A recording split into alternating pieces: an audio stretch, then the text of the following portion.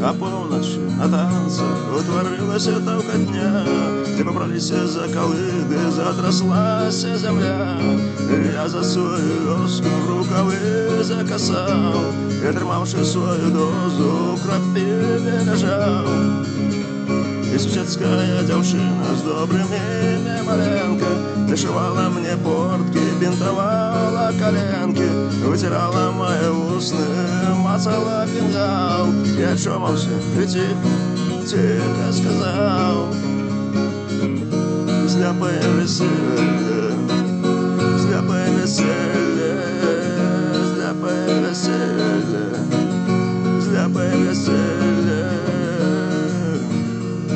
Процесс пайшоў нормально, наступной весной поехал я ў сваты на кобыле сівой. Пасля пілі сівуху, лес я дуба не даў, і нейкі дзядзька ў царпечаным крыжам махаў.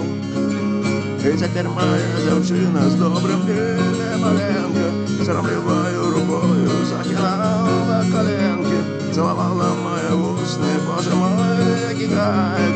Я чомався і тихо сказав: «Зляпали веселье, зляпали веселье, зляпали веселье, зляпали веселье». Прошел медовый месяц, я уже в бед, нечто стало набухать на моей верхней губе.